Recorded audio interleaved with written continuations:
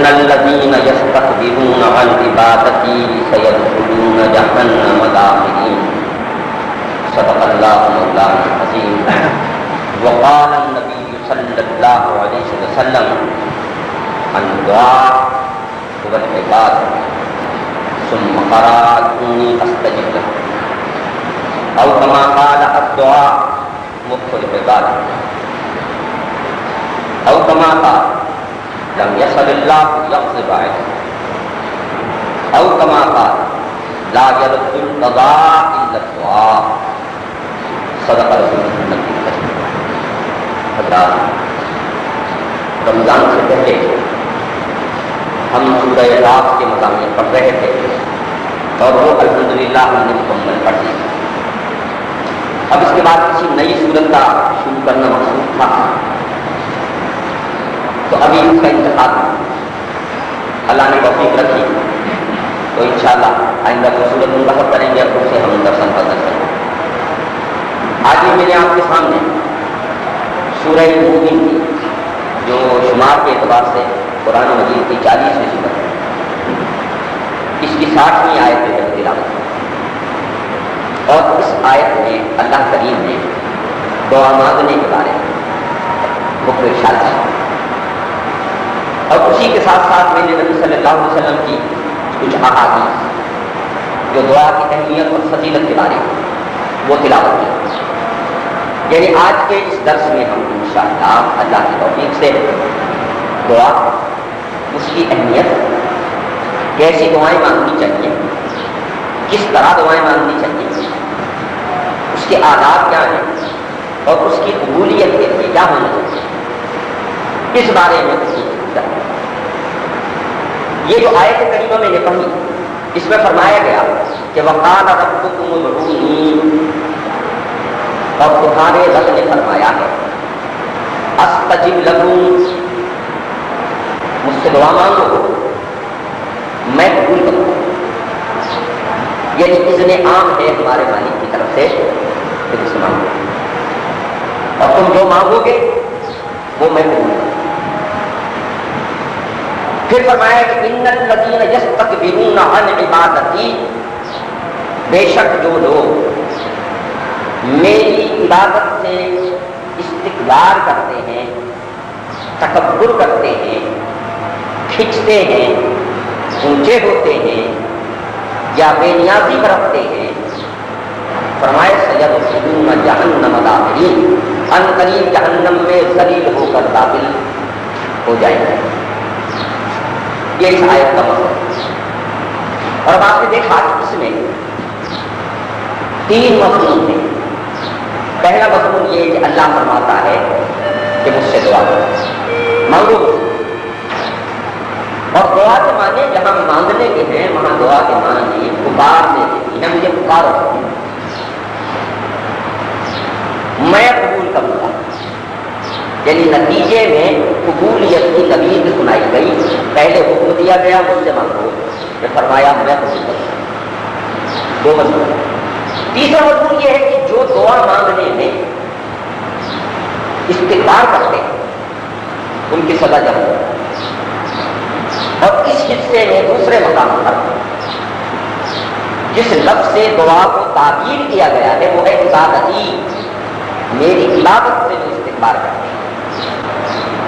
پتا لگا کہ دعا دراصل عبادت ہے، دعا دراصل بندگی. پھر نبی صلی اللہ علیہ وسلم کی جن احادیث کو میں نے ابتدا میں تلاوت کیا ان میں حضرت نعمان بن بشیر رضی اللہ تعالیٰ جو روایت ہے وہ فرمایا، وہ بیان کرتے ہیں کہ نبی صلی اللہ علیہ وسلم نے کہا کہ دعا عبادت ہے.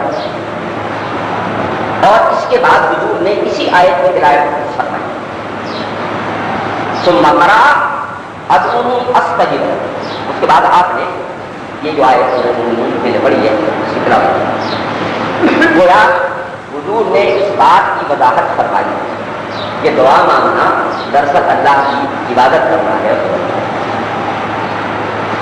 دوسری جو حدیث میں پڑھی وہ حضرت انس بن مالک رضی اللہ تعالیٰ عنہ فرمایا الدعا مخ العبادت. عبادت جو ہے اس کا مقصد کیا، اس اس کا جوہر کیا ہے؟ کہا دعا عبادت کا مقصد. یہ ساری دعا کیا ہے؟ اللہ کو پکارنا. یعنی اگر بہت سمیت اختصار کے ساتھ کہا جائے تو عبادت کیا ہے؟ نماز عبادت ہے. کیا کرتے ہیں؟ اللہ سے پکارتے ہیں, اللہ کو پکارتے ہیں, اس کی بڑائی کا اظہار کرتے ہیں, اس سے اپنی بندگی کا تعلق ظاہر کرتے ہیں, اپنی مشکلات اس کے سامنے پیش کرتے ہیں, اپنی ضرورتوں میں اس سے استمداد کی درخواست کرتے ہیں, اپنی بندگی کا اظہار کرتے ہیں, اپنی عاجزی کا اظہار کرتے ہیں, سر زمین پر جھکا کے کہتے ہیں کہ بڑا تو ہے, ہم کچھ نہیں ہیں, ہاتھ پھیلا کے کہتے ہیں سب کچھ تیرے پاس ہے, ہمارے پاس کچھ نہیں ہے. تو گویا عبادت کی روح کیا ہے؟ یہی مانگنا. اور یہ مانگنا اللہ کو کتنا پسند ہے, فرمایا حضرت ابو ہریرہ رضی اللہ تعالیٰ کہ جو اللہ سے نہیں مانگتا اللہ اس پر غضب نہ ہو. یغضب اللہ نے, اللہ کا اس پر غضب, اللہ تعالیٰ اس سے ناراض ہوتا. لہذا مانگو, ہر وقت مانگو, مانگتے ہی رہو. پھر اس کے بعد حضرت سلمان فارسی رضی اللہ تعالیٰ اس سلسلے میں جو چوتھی حدیث میں آپ کو اس میں کہا لا یعلم القضاء الا اللہ, قضا کو کوئی چیز نہیں ڈال سکتی سوائے دعا. اور یہ بڑا عجیب نقطہ, عام طور سے آدمی دعا مانگنے سے دو طرح سے بے نیازی کرتا ہے. ایک تو یہ کہ وہ سمجھتا ہے, یعنی ایک عام سا خیال نہیں میں آتا ہے کہ جو کچھ ہمارے نصیب میں لکھا ہے وہ ہمیں ملے گا, یہ دعا مانگنی ہے. یہ جو کچھ آپ کے میرے نصیب میں لکھا ہے کہ آپ کو مجھے پتہ نہیں ہے کہ کیا لکھا ہے, ایک بات. اور دوسری بات یہ ہے کہ جس نے لکھا ہے وہ کوئی مجبور ذات نہیں ہے کہ اپنے لکھے میں تبدیلی نہ کر سکے. لہذا اس حدیث نے یہ راستہ بھی ہمیں سجھا دیا کہ جس نے لکھا ہے اسی سے مانگو, جو مانگنا ہے اس سے مانگو. سوائے دعا کے کوئی طریقہ نہیں ہے اس بات کا کہ اللہ کے لکھے میں تبدیلی ہو سکے. یہ تبدیلی بھی اللہ ہی کر سکتا ہے, لہذا اللہ سے مانگو. پھر اس کے ساتھ ساتھ ایک حدیث اور دیکھیے, اور یہ بڑی عجیب بات کہی. فرمایا گیا اذا دعا احدکم فلا یقل اللہم اغفر لی ان شئت, جب تم میں سے کوئی دعا مانگے تو وہ یہ نہ کہے کہ اے اللہ میری مغفرت کر اگر تو چاہے. یہ حدیث بہت غور سے سنی. ارحمنی ان شئت, مجھ پر رحم فرما اگر تیری مرضی ہو. ارزقنی ان شئت, مجھے رزق دے اگر تو چاہے.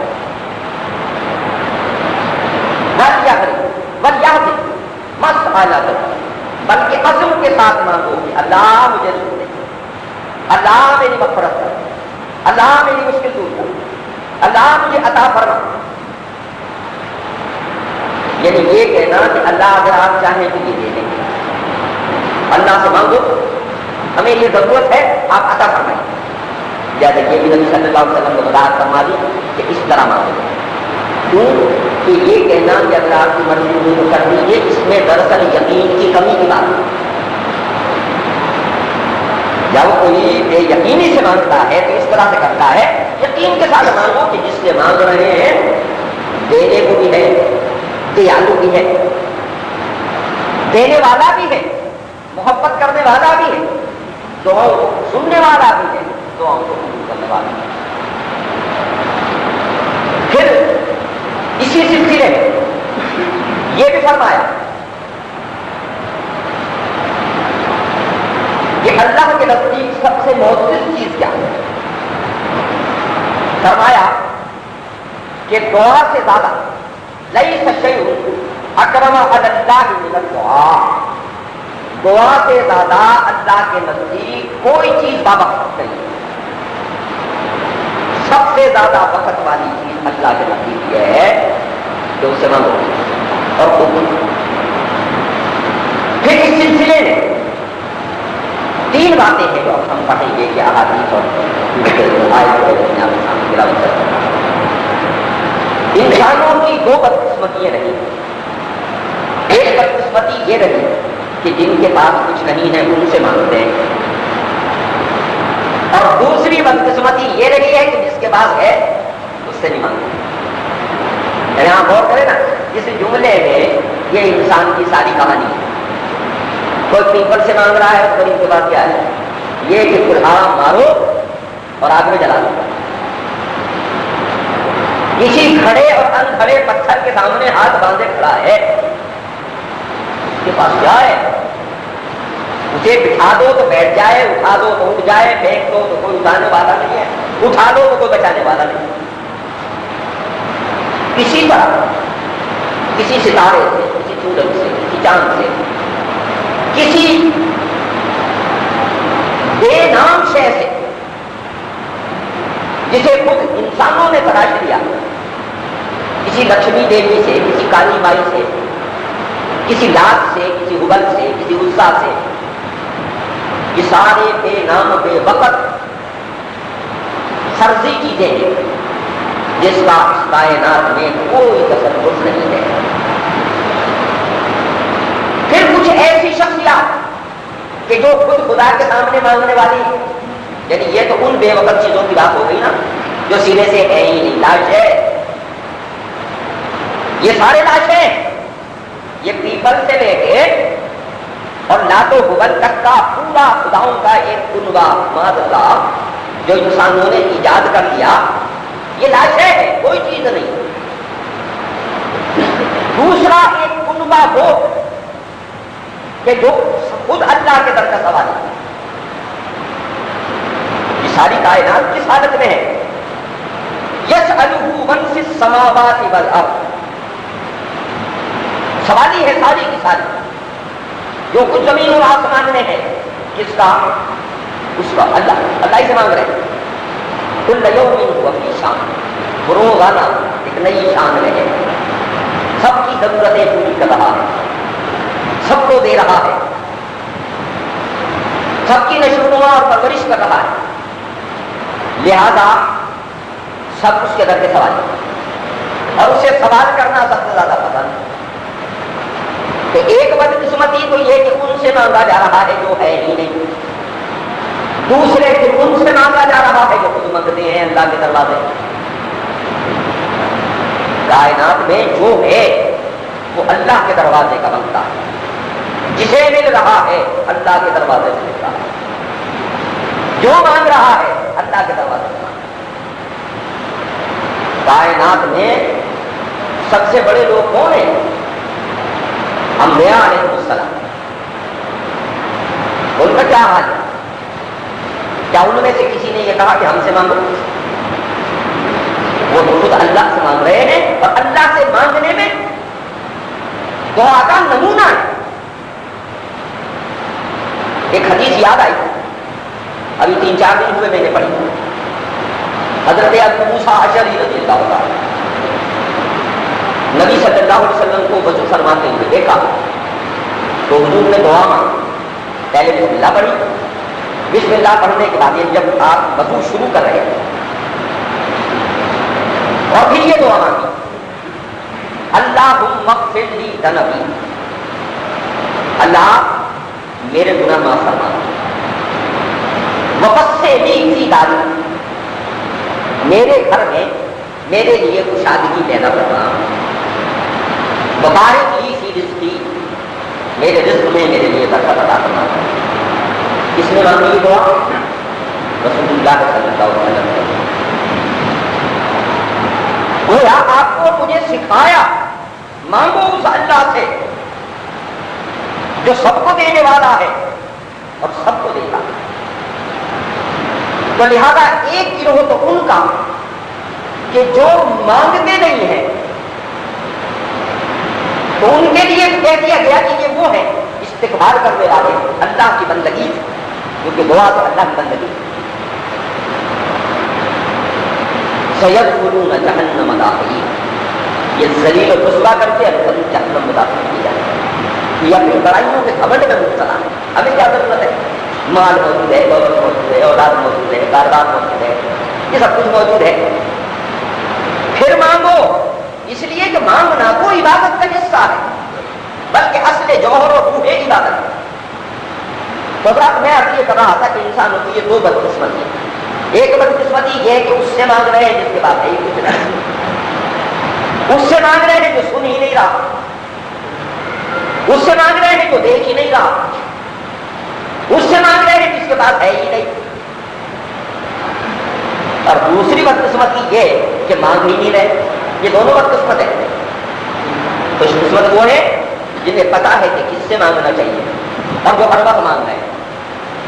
ایک اور حدیث شریف میں آتا جوتی کا بے حقیقت قسم، یہ بھی مانگنا ہے اللہ ہی سے مانگنا۔ اور دیکھو اللہ سے مانگنے میں دو فائدے ہیں، ایک فائدہ تو یہ کہ اللہ سے مانگنا عبادت ہے،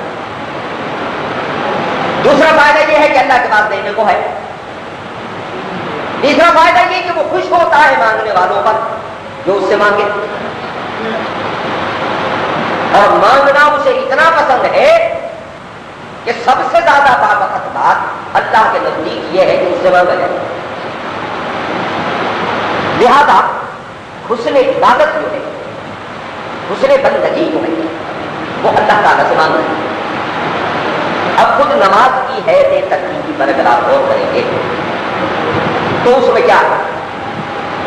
مانگنا ہی مانگنا ہے۔ اچھا اس میں ایک قرینہ آپ کو سکھایا گیا ہے نماز کا وہ مانگنے کا، اس پر میں ایک بات کروں۔ حضرت عمر رضی اللہ تعالیٰ عنہ سے یہ بات روایت ہوئی ہے، انہوں نے فرمایا کہ الدعاء موقوف بین السماء والارض، دعا جو ہے وہ آسمانوں اور زمین کے درمیان معطل ہے، اوپر نہیں چڑھ سکتا۔ لا يصعد منه شيء حتى تصلي على نبي، اوپر نہیں چڑھ سکتی جب تک کہ تو اپنے نبی صلی اللہ علیہ وسلم پر درود نہ بھیجے۔ اور خود اس قرینے کو آپ نماز میں دیکھیں کہ قاعدہ آخرہ میں آپ پہلے نبی صلی اللہ علیہ وسلم پر درود پڑھتے ہیں۔ ترتیب نماز کیا ہے کہ پہلے التحیات پڑھتے ہیں جس میں نبی صلی اللہ علیہ وسلم پر ہم سلام پڑھتے ہیں، السلام علیکم ایھا النبی ورحمۃ اللہ وبرکاتہ، السلام علینا وعلی عباد اللہ الصالحین۔ ماں بھی دعا کا وہ بھی قرینہ دیکھتی کہ پہلے اپنے نبی صلی اللہ علیہ وسلم پر سلام، پھر اپنے لیے دعا،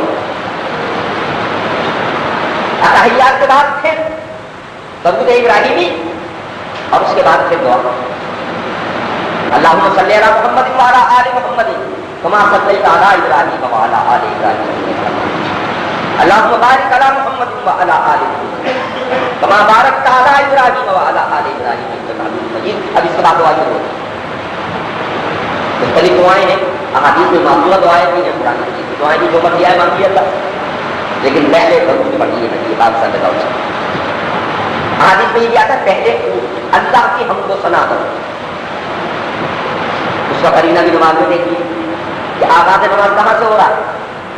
پہلے آپ نے اللہ کی ثنا کی، سبحانک اللہ وبحمدک وتبارک اسمک وتعالی جدک، ساری تعریفیں تیرے لیے، ساری ثنا تیرے لیے، ساری بڑائی تیرے لیے، ساری عظمتیں تیرے لیے، الحمدللہ رب العالمین، ساری تعریفوں کا سزاوار وہ جو سارے عالموں کا پالنے والا،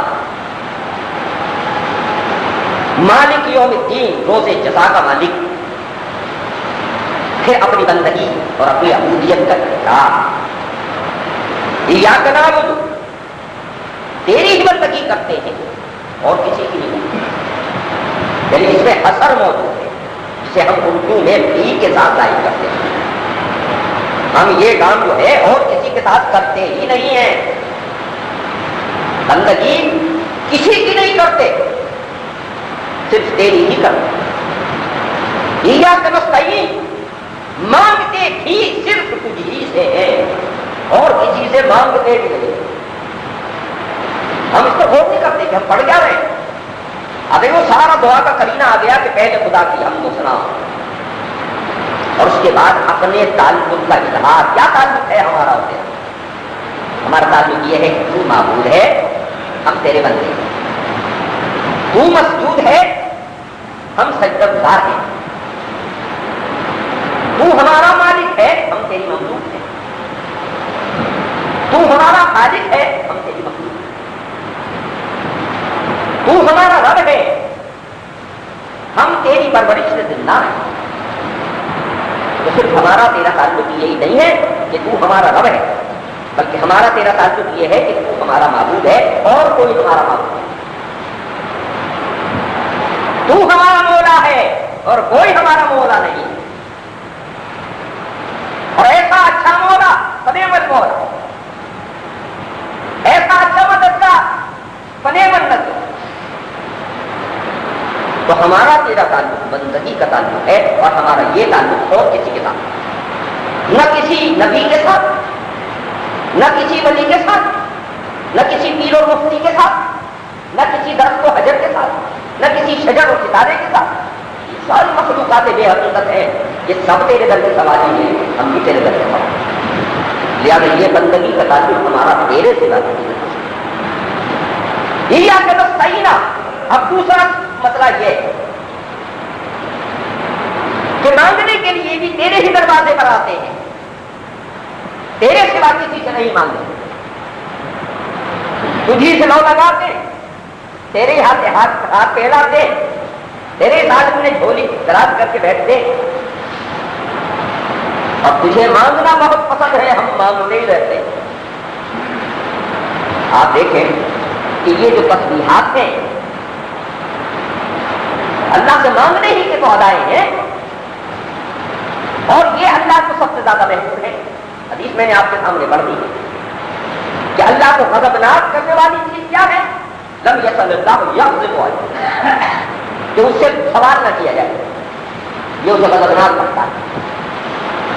اور اس کے نزدیک سب سے زیادہ قابل عزت اور قابل وقت چیز کیا ہے؟ تو فرمایا گیا کہ منت دعا, دعا مانگنا جو ہے وہ اللہ کو سب سے زیادہ محبوب ہے. تو دعا خود اپنی جگہ عبادت ہے. اگر دعا آپ نکال دیں تو عبادت کا صرف چھلکا رہ جاتا ہے, اس کی روح ختم ہو جاتی ہے. اور ایک بات اور, سب سے بڑی بات جو اللہ کو مانگنے کی, جو اللہ نے اپنے پیغمبر کو سکھائی, یہ قرآن پر غور کرنا. سورہ مبارکہ جو پوری سورت کی صورت میں سب سے آخر میں نازل ہوئی, ایک تو آیت کی بات ہے. آیت تو ہے الیوم اکملت لکم دینکم واتممت علیکم نعمتی, لیکن سورت جو سب سے بعد میں نازل ہوئی ہے وہ سورہ نصر ہے. اذا جاء نصر اللہ والفتح فرأیت الناس یدخلون فی دین اللہ افواجا. اس سورہ مبارکہ نے اس بات کا اظہار کر دیا کہ اب پیغمبر کی ذمہ داری اور کام ختم ہو رہا ہے. اب اسی لیے روایات میں آتا ہے جب یہ نازل ہوئی اور حضرت سیدنا ابو بکر صدیق رضی اللہ تعالیٰ عنہ نے سنا تو آپ رو دیے, اس لیے کہ مزاج شناس رسول بھی ہے اور نقطہ شناس ولی بھی ہے. یعنی جب اللہ کا دین غالب آ جائے اور یدخلون فی دین اللہ افواجا کا مسئلہ آ جائے کہ لوگ فوج در فوج اور گروہ در گروہ اللہ کے دین میں داخل ہو رہے ہوں, تو اس کا مطلب یہ ہے کہ پیغمبر کا کام اب پورا ہو گیا. اور اللہ کی مشیت یہ ہے کہ جب کوئی شے اپنا کام پورا کر دیتی ہے, اللہ اس کو واپس بنا دیتا ہے. لہذا قاعدہ کرنا یہاں کیا ہوا کہ پیغمبر کا کام اب پورا ہو گیا ہے, لہذا اب وقت قریب ہے پیغمبر کی واپسی کا. اس لیے سیدنا ابو بکر صدیق رضی اللہ تعالیٰ عنہ نے سورہ نصر کو سننے کے بعد رو گئے. تو اللہ نے اپنے پیغمبر کو کیا سکھایا کہ جب فوج میں, جب تمہارے دین میں فوج در فوج لوگ داخل ہو رہے ہوں تو تم کیا کرو؟ فسبح باسم ربک الذی اذا جاء نصر اللہ والفتح ورأیت الناس یدخلون فی دین اللہ افواجا فسبح بحمد ربک, تسبیح کیجیے اپنے رب کی, حمد بیان کیجیے اپنے رب کی, واستغفرہ اور استغفار اپنے رب سے استغفار. یعنی کامیابی کی صورت میں بھی اپنے رب سے تعلق جوڑو کہ اس نے تمہیں کامیاب کر دیا ہے، اور ناکامی کی صورت میں بھی رب سے تعلق جوڑو تاکہ کامیابی نہ ملے۔ بندہ مومن کے لیے اپنے رب سے تعلق کا جوڑنا یہ سب سے بڑا مسئلہ ہے۔ تو لہذا رب کیا کہتا ہے؟ وقال ربکم ادعونی استجب لکم، تمہارے رب نے فرمایا ہے مجھ سے دعا کرو میں قبول کروں گا۔ پھر اس کے ساتھ ہی ساتھ قرآن مختلف مقامات پر بندے اور رب کی قربت کے تعلق کو واضح کرتا ہے۔ کہا فإنی قریب اجیب دعوت الداعی اذا دعان، میں بہت قریب۔ بات آغاز کی سوال سے، کہا یہ آپ سے سوال کرتے ہیں ہمارے بارے میں، اللہ کے بارے میں پوچھتے ہیں کہ اللہ کتنی دور کہاں ہے؟ اس کے جواب میں قرآن نے کہا فإنی قریب یسألونک عبادی، ہمارے بندے آپ سے پوچھتے ہیں ہمارے بارے، تو آپ کہیے فإنی قریب، میں بہت قریب، اجیب دعوت الداعی اذا دعان، اتنا قریب ہوں کہ پکارنے والے کی بات سنتا ہوں، اسے قبول کرتا ہوں۔ قبولیت کے بارے میں احادیث میں آتا ہے، یعنی دعا ہر بارے میں ممکن ہے، چاہے اس کا وہ نتیجہ نکل رہا ہو یا نہ نکل رہا ہو۔ دعا مانگی، جس چیز کے لیے مانگی پوری ہو گئی تو ایک دنیا کی پھل آپ کے سامنے، دوسرا پھل آپ کو آخرت میں نظر آئے گا کہ آپ نے اللہ سے مانگا، اللہ کی بندگی کی، اور اگر اللہ نے اپنی مشیت کے تحت یہاں اسے دینا مناسب نہیں سمجھا تب بھی دعا مانگنا آپ کے اور میرے لیے اجر آخرت ہوگا۔ حدیث میں آتا ہے کہ دعا اس آنے والی بلا کو بھی ٹالتی ہے جو تمہیں نظر نہیں آ رہی کہ وہ آنے والی ہے، یعنی کبھی اللہ دعا کی صورت میں اس طرح مقبولیت کی نصیب دیتا ہے جو مصیبت آنے والی ہے اسے دعا کے ذریعے ٹال دیتا ہے۔ بولے تو دعا مانگو۔ اب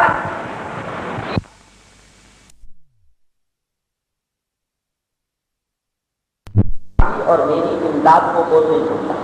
ایک بات یاد آ گئی، دیکھیں کتنی دلچسپ بات ہے، اللہ جب ہدایت دیتا ہے کیسے دیتا ہے، مانگنے اور پکارنے ہی امداد۔ جب مکہ فتح ہو گیا تو جو بہت بڑے بڑے شریر سردار تھے مکے والوں سے، جنہوں نے رسول اللہ صلی اللہ علیہ وسلم کے ساتھ مسلسل پنجہ آزمائی کی تھی اور لڑائی کی تھی، انہیں خطرہ ہوا کہ ہم مارے جائیں گے، تو انہیں میں سے ایک صاحب کے بعد میں ایمان لے آئے، بڑے جلیل القدر صحابی ہوئے تھے حضرت اکرمہ بن ابی جہل، مکہ چھوڑ کے بھاگے۔ ایک جہاز جا رہا تھا، کشتی جا رہی تھی، اس میں بیٹھ گئے۔ جب وہ بیچ سمندر کے پہنچی تو طوفان آ گیا، بھنور میں کشتی پھنس گئی۔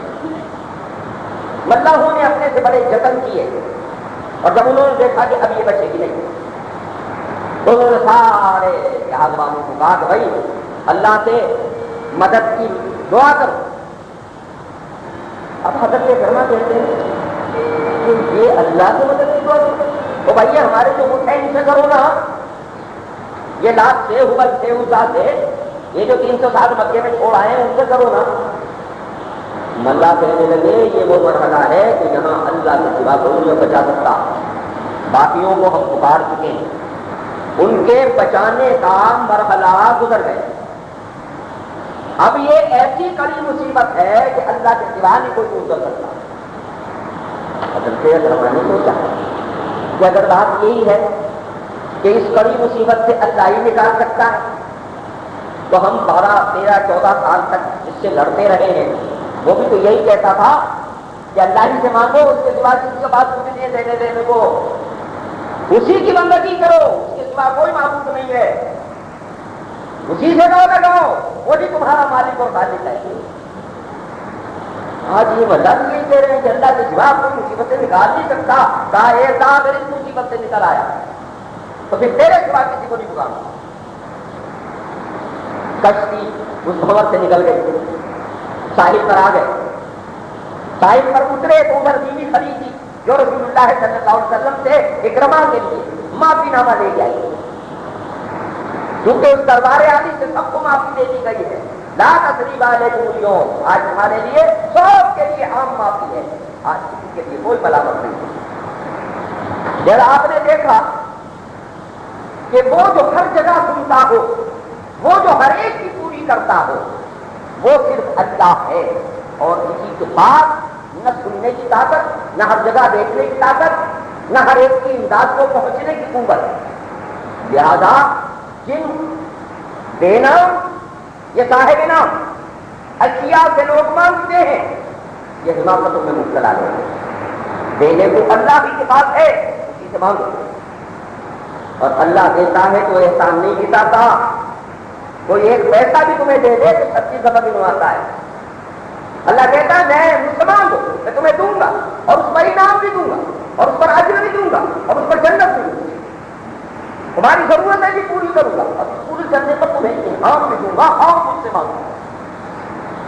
اور اب آپ دیکھیں محمد صلی اللہ علیہ وسلم کا عمل مسلسل مانگ رہے ہیں. ابھی یہ وضو والی دعا میں نے آپ کو سنائی، اور اس دعا میں ایک خاص قرینہ ہے، ذرا ذہن نصیب کا.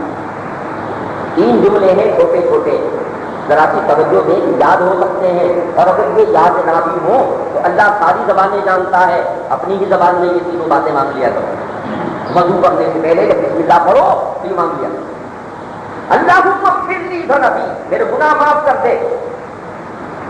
جملہ یاد نہیں ہوتا اردو ہی میں کہہ دو، اللہ میرے گناہ معاف کر. وبشرنی فی داری، میرے گھر میں میرے لیے کچھ آدمی پیدا فرما دے. دیکھو کیسی کی بات ہے، یہ نہیں بات رسول اللہ نے مجھے بہت بڑا محل دے دے، بہت بڑا مکان دے دے، ڈھیر سارے کمروں والا دے دے، کوئی 4 برندوں کا دے دے.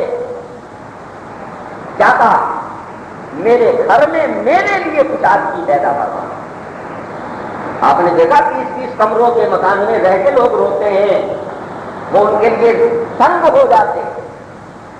اور جب اللہ چین دے دے کسی کو تو جھوپڑے میں رہ کے بڑے آرام کی نیند سوتا ہے، اس کا نام قناعت ہے. اور رسول نے یہ نہیں مانگی کہ مکان بڑا دے دے. رسول نے کہا سیداری میرے مکان میں، بس سے اس میں میرے لیے کچھ آدمی ہے. یہ نہیں کہا مجھے ڈھیر سارا رزق دے دے کہ میں اس سارے ڈھیر پر بیٹھ جاؤں. میرے رزق میں برکت پیدا فرما، جتنا بھی دیا ہے تمہیں اسی میں برکت پیدا فرما. یہ برکت بڑی چیز ہے، یہ ہمارے یہاں سے اٹھ گئی ہے. ہم دولتوں کے انبار پر بیٹھے ہیں. یہ میرے مخاطبین جو ہیں یہ ایک بھی بڑی بات نہیں، یہ سارے وہ لوگ ہیں جنہیں اللہ نے بڑی خوشحالی عطا کی. لیکن قناعت اور برکت جو ہے وہ سمٹتی جا رہی ہے. ذرا دلوں کو ٹٹول کے دیکھیے گا کہ ہم اپنے حالات سے مطمئن نہیں رہے. کیوں نہیں رہے؟ تمہارے باپ دادا اور میرے باپ دادا ایسے ہی شیش محلوں میں رہتے تھے جیسے آپ رہتے. وہ کچے کوٹھوں میں رہتے تھے اور سکون کی نیند سوتے تھے. تم لنٹر کی چھتوں کے نیچے ٹھنڈے کمروں میں رہتے ہو، روتے ہو. وہ پیاز کی گٹھی سے روٹی کھاتے تھے تو مزہ آتا تھا، اور تمہارے دسترخوانوں پر 10 کھانے رکھے اور تمہیں بھوک نہیں لگ رہی اور تمہاری پریشانیاں نہیں جا رہی. اللہ نے رزق تمہیں بہت دے رکھا ہے، یہ بھی آزمائے. اب اس سے برکت مانگو کہ رزق تمہیں ہمارے لیے برکت پیدا فرما دے. یہ مکان تو دے دیے ہیں، ان میں ہمارے لیے کچھ آدمی پیدا فرما. ایک اور نبی صلی اللہ علیہ وسلم کی دعا، اسے بھی یاد کر. کیسی ہے جی وہ غریب دعا؟ کہا اللہم انی اعوذ بک من عذاب القبر. اسے ہم بالکل بھول جاتے ہیں مانگتے ہیں، قبر کا نام آنے سے خوف آتا ہے. کہا اللہم انی اعوذ بک من عذاب القبر واعوذ بک من فتنۃ المسیح الدجال. دجال کے فتنے سے پناہ مانگی ہے نبی صلی اللہ علیہ وسلم، پناہ مانگی ہے نبی صلی اللہ علیہ وسلم نے عذاب قبر سے. اب ہم چلے ہیں اس بات پر بحث کرنے قبر میں عذاب ہوتا ہے کہ نہیں ہوتا، اور نہیں ہوتا تو یہ نبی صلی اللہ علیہ وسلم عذاب قبر سے پناہ مانگ رہے. حضرت سیدنا عثمان رضی اللہ تعالیٰ عنہ فرماتے ہیں پہلا مرحلہ قبر ہے جو یہاں سے پاس ہو گیا وہ جو جگہ سے پاس ہو گیا. خدا سے مانگا کرو اللہ یہاں سے پاس فرما دے. اللہم انی اعوذ بک من عذاب القبر. ہم عذاب قبر سے اللہ آپ کی پناہ مانگتے ہیں. وَأَعُوذُ بِكَ مِن فِتْنَةِ الْمَسِيحِ الدَّجَّالِ وَأَعُوذُ بِكَ مِن فِتْنَةِ الْمَحْيَا وَالْمَمَاتِ. اللہ ہم آپ سے زندگی کے فتنوں سے پناہ مانگتے ہیں، اللہ ہم موت کے فتنے سے پناہ مانگتے ہیں. اللہم انی اعوذ بک من المعاصی، ہر گناہ سے تیری پناہ مانگتے ہیں. ومن المغرب، ہم آپ سے ہر گناہ اور ہر برائی سے پناہ مانگتے ہیں. یہ نبی صلی اللہ علیہ وسلم کی بہت چھوٹی قرآن مجید کی چھوٹی چھوٹی دعائیں. اللہم ربنا آتنا فی الدنیا حسنۃ وفی الآخرہ حسنۃ وقنا عذاب النار. دنیا بھی اچھی دے، عاقبت بھی اچھی فرما، عذاب دوزخ بھی بتا. قرآن نے یہ بھی بتا دیا دو قسم کے لوگ ہیں. ایک وہ ہیں جو ہم سے صرف دنیا مانگتے ہیں، اللہ کہتا ہے ہم نے عاقبت میں ان کے لیے کوئی حصہ نہیں رکھا. لہٰذا سوچ لو صرف دنیا مانگنی ہے، اللہ کے ہاتھ وہ بھی مل رہی ہے. اسی آیت سے پہلے یہ بات بیان کی، وَمِنَ النَّاسِ مَن يَقُولُ رَبَّنَا آتِنَا فِي الدُّنْيَا وَمَا لَهُ فِي الْآخِرَةِ مِنْ خَلَاقٍ. کچھ لوگ وہ ہیں جو اللہ سے کہتے ہیں اللہ ہمیں اچھی دنیا عطا فرما، کا آخرت میں ان کا کوئی حصہ نہیں. دوسرے کون ہیں؟ وَمِنَ النَّاسِ مَن يَقُولُ رَبَّنَا آتِنَا فِي الدُّنْيا حَسَنَةً وَفِي الْآخِرَةِ حَسَنَةً وَقِنَا عَذَابَ النَّارِ. اللہ ہمیں دنیا بھی اچھی عطا فرما، اللہ ہمیں آخرت بھی اچھی عطا فرما، اللہ ہمیں عذاب دوزخ سے بھی نجات عطا فرما. پھر سب سے بڑی دعا ہے مغفرت مانگنا. وہ دعا بھی قرآن نے سکھائی ابراہیم کی زبان میں. اللہ مجھے نمازی بنا، میری اولاد کو نمازی بنا، میری مغفرت فرما، میرے والدین کی مغفرت فرما اور تو اللہ سے مانگتے رہیے. دو دعائیں قرآن کی حدیث کی یاد میں پڑھتے رہیے. اس کے لیے نہ وضو شرط، نہ یہ شرط کہ مسجد میں آؤ چلتے پھرتے، یہ ایک ایسی عبادت ہے کہ مسلسل جاری ہے. اب جو لوگ اللہ سے دعا نہیں کرتے اللہ کو ناراض کرتے، اللہ کو راضی کرنے کا سب سے اہم کام ہے وہ اللہ سے دعا کرنا.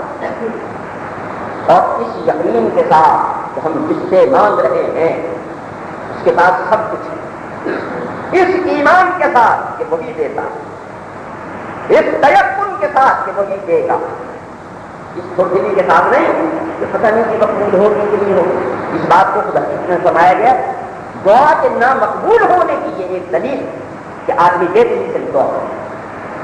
مولانا حالی نے بہت خوبصورت انداز سے شعر میں بیان کیا، ہوتی نہیں قبول دعا کر کے عشق کی، ہوتی نہیں قبول دعا کر کے عشق کی، دل مانتا نہ ہو تو دعا میں اثر کہاں. دعا میں اثر کے لیے ضروری ہے مانگنے والا اس یقین کے ساتھ مانگے کہ دینے والا ہے وہ اور دے گا. وہ اتنا دیالو ہے کہ کسی کی پھیلی ہوئی جھولی کو واپس نہیں ہونے دے. اور پھر ایسا مالک کہ اگر کسی بات کو ہمارے لیے مناسب نہ سمجھتا ہو تو بھی مانگنے والے کے مانگنے کو قبول کرتا ہے. آخرت میں اس کے لیے اجر آخرت بنا. تو جہاں بات کرنے کی دعا اپنے لیے بھی مانگی، ملک و ملت کے لیے بھی مانگی.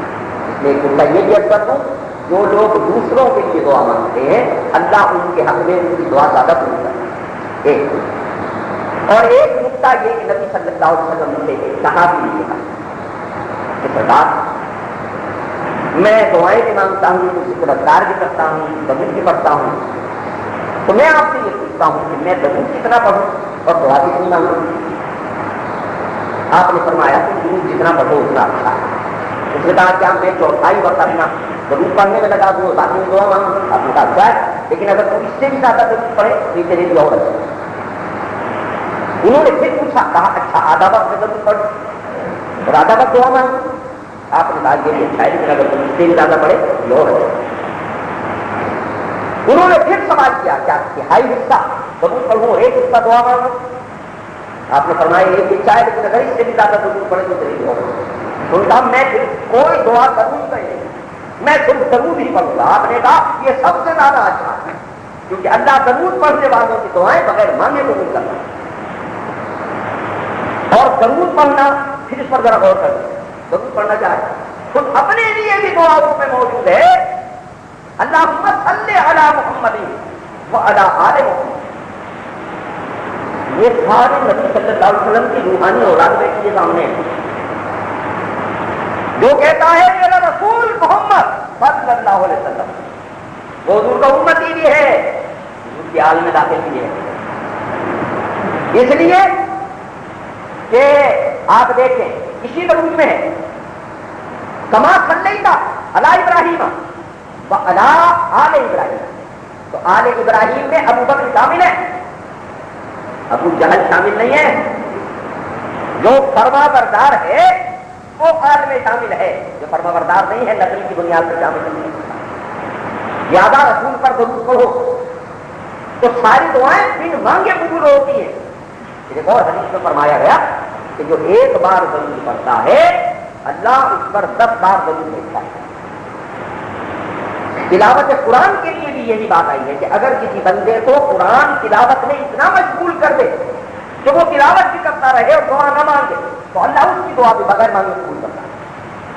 یعنی درود شریف پڑھنا اور تلاوت قرآن کرنا ایسے اعمال ہے کہ یہ خود اپنی ذات میں دعا ہے اور یہ خود اپنی ذات میں افضل عبادت، افضل الذکر تلاوت ہے.